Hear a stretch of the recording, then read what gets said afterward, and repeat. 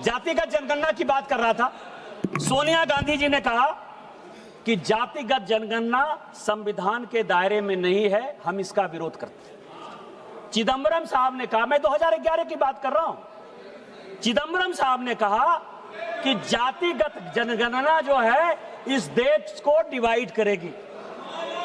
Pranab Mukherjee ji leader थे, उन्होंने कहा कि जातिगत जनगणना 1931 के बाद से नहीं हुई है, किसी कीमत पर नहीं होगा। और अंत में मनमोहन सिंह जी ने तो और भी रिकॉर्ड तोड़ दिया सर। उन्होंने कहा कि हमारी सरकार रहे या जाए, इसी सदन हम जातिगत जनगणना नहीं करेंगे। लेकिन गोपीनाथ मुंडे, लालू प्रसाद यादव जी और नेताजी मुलायम सिंह यादव जी का मैं बधाई और धन्यवाद देना चाहता हूं कि जिनके प्रयास से उस वक्त की कांग्रेस सरकार को झुकना पड़ा और जातिगत गणना जो है हुई, जिसका कि डाटा कई एक गलतफहमियों के कारण जो है अभी तक नहीं रिलीज हुआ, और जातिगत गणना हमारी सरकार करा रही है और 2027-29 में वो आ जाएगा। अरे बैठ जाओ भाई। अब क्या है सर, ये फैक्ट है, ये फैक्ट है जो अब इस अमेंडमेंट पे मैं ये कह रहा हूं कि चूंकि सर्वसम्मति से सभी लोगों ने कहा सर कि सर्वसम्मति से हमने महिला रिजर्वेशन को पास किया। कल्याण बनर्जी साहब का भी आज भाषण सुना मैंने, मनीष तिवारी जी का भी सुना। ये लोग बड़े विद्वान हैं सर। हमारे यहाँ पीपी चौधरी साहब ने भी बयान दिया। ये भारत का संविधान है जो बाबा साहब अम्बेडकर का, और हमने 2023 के एक्ट के बाद आर्टिकल 334A बनाया, और 334 ये कहता है सर कि डिलिमिटेशन जो है वो जब लिया जाएगा तो रिलीवेंट फिगर होगा first census taken after commencement of the constitution 106th amendment act 2023। Population को क्राइटेरिया बनाया जाएगा, ये हम आप सबों ने पास किया सर। अब पॉपुलेशन को यदि क्राइटेरिया मानेंगे, यदि आप ही की बात सही, और सबों ने पास किया है, इसमें Bharatiya Janata party, Congress, TMC, DMK, Samajwadi party, जितना पार्टी है सब इसके दोषी हैं। उनके हिसाब से लिख लीजिए मेरी बात, क्योंकि आप अमेंडमेंट तो नहीं कर रहे हो, आप कॉन्स्टिट्यूशन में चेंज तो नहीं करने दे रहे हो, आप तो विरोध कर रहे हो। यूपी में सीट होगी 87, जो पॉपुलेशन है, जो 2011 का सेंसस है, निशिकांत जी जो आपने पेश किया, हमको एड्रेस करिए सभापति महोदय, जो इन्होंने पेश किया, और आज जो 2011 का सेंसस है, मैंने तो 2026 का सेंसस लिया ही नहीं है, मैं 2011 के सेंसस के आधार पर कह रहा हूं। यूपी में सीट होगी 87, बिहार में सीट होगी 47, महाराष्ट्र में सीट होगी 49, वेस्ट बंगाल में सीट होगी केवल 38, मध्य प्रदेश में सीट होगी 34, राजस्थान में सीट होगी 32, तमिलनाडु में सीट होगी, जो इतना हंगामा कर रहे हैं काला कपड़ा पहन के, केवल और केवल 29, गुजरात में होगी 28, कर्नाटक में होगी 26, आंध्र प्रदेश में होगी 20, उड़ीसा में 18, झारखंड मेरे राज्य में होगी 16। मैं एक ऐसा भागा राज्य का सांसद हूं जिसमें कि 2000 में बंटवारा होने के बाद, झारखंड बंटवारा होने के बाद डिलिमिटेशन हुआ ही नहीं। और क्यों नहीं डिलिमिटेशन हुआ? इस यूपीए ने क्यों नहीं डिलिमिटेशन होने दिया? भारतीय जनता पार्टी के कारण नहीं हुआ, क्योंकि बांग्लादेशी घुसपैठियों के कारण आदिवासियों की संख्या घट गई। एक आदिवासी की लोकसभा की सीट और 3 विधानसभा की आदिवासी की सीट घट रही थी डिलिमिटेशन में। भारतीय जनता पार्टी ने कहा कि हमको नहीं चाहिए डिलिमिटेशन। आप देश चलाने की बात करते हो, आप लोकतंत्र की बात करते हो। आपने तो बांग्लादेशी वोट को बनाने के लिए हमारे राज्य को तहस-नहस कर दिया। हम बिना डिले, हमारी जो कॉन्स्टिट्यूएंसी है 350 किलोमीटर लंबी है, 3 जिले में विभक्त है वो। क्या बात कर रहे हो आप डिलिमिटेशन की बात कर रहे हो। और यदि साउथ और नॉर्थ का, यदि ये 2023 का जो कि नोटिफाई कर दिया है भारत सरकार ने, यदि ये एक्ट लागू हो गया तो साउथ इंडिया में जो केरल में सीट घटेगी, केरल की सीट 20 से केवल 14 हो जाएगी, तमिलनाडु की 39 से केवल 29 हो जाएगी। कौन साउथ इंडिया का जिम्मेवार होगा? हम कल रिजर्वेशन लागू करने को तैयार है, होगा 543 में ही होगा, लेकिन वो पॉपुलेशन के आधार पर होगा और साउथ इंडिया की सीट घटेगी और कांग्रेस के राहुल गांधी इसके जिम्मेवार होंगे। अब ये एक्ट की बात कर रहे हैं सर, अभी इन्होंने कहा अभी बहुत लोगों ने कहा सर कि आपने 815 का फिगर कहां से ले आए, 816 का फिगर कैसे ले आए।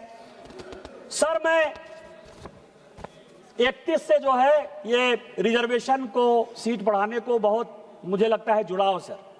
संविधान का 31वां संशोधन हुआ 1972-73 और आज हम लोग 131वें संशोधन पर बात कर रहे हैं सर।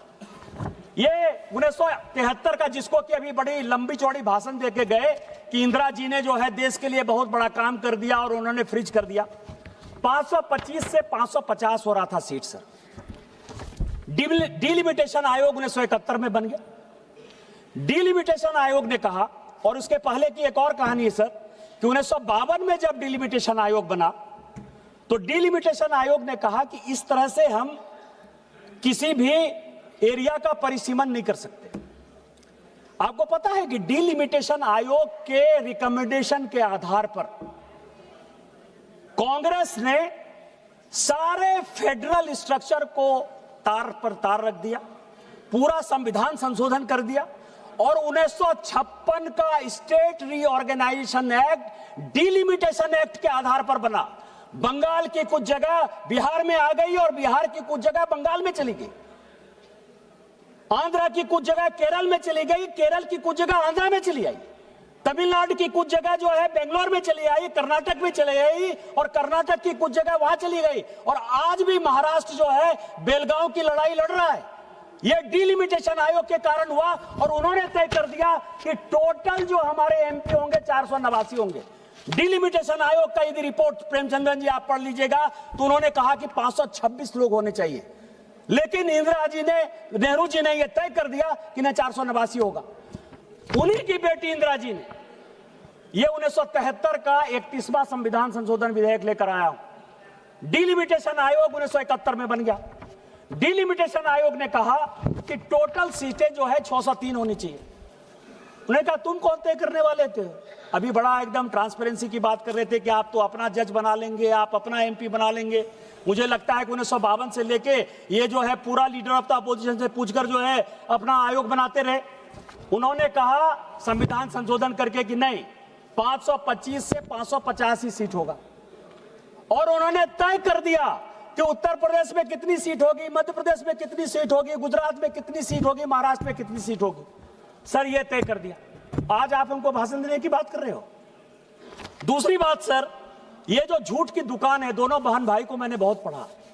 मैं आपको बताऊं कि ये 44वां संशोधन लेकर मैं आया हूं 1976 में, जब पूरे सारे नेताओं को जेल में भेज दिया कांग्रेस ने, तो 76वां संशोधन 1976 में 44वां संशोधन हुआ। संशोधन क्या हुआ? लोकसभा 6 साल के लिए और प्रेएम्बल में, संविधान बस 2 मिनट में खत्म कर रहा हूं, और प्रेएम्बल में सेकुलर शब्द और सोशलिस्ट शब्द जोड़ दिया उन्होंने। उसका भाषण देते हुए श्रीमती गांधी ने कहा कि माइनॉरिटी के लिए हम 1920-21 से लड़ रहे हैं और जिस मोतीलाल नेहरू कमेटी की रिपोर्ट उन्होंने कही 1929 की, 1930 की जो रिपोर्ट है, उसको इसमें जो है खूब उन्होंने कोट किया सर। उन्होंने कहा कि मोतीलाल नेहरू ने मुसलमानों को प्रोटेक्शन देने के लिए fundamental duties and fundamental rights जो है कांग्रेस वर्किंग कमेटी में 1929 में, 1930 में, 1931 में, 1932 में पास किया।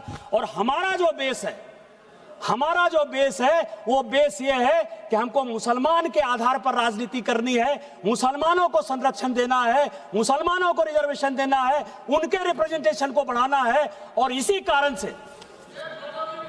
कारण से डिलिमिटेशन आयोग के, केवल 1 मिनट सर, जब डिलिमिटेशन आयोग का रिपोर्ट आया 1976 में, उसको भी काट पीट करके इसी पार्लियामेंट में 8 सीटें मुसलमानों के लिए जबरदस्ती इसी कांग्रेस सरकार ने बढ़ाई।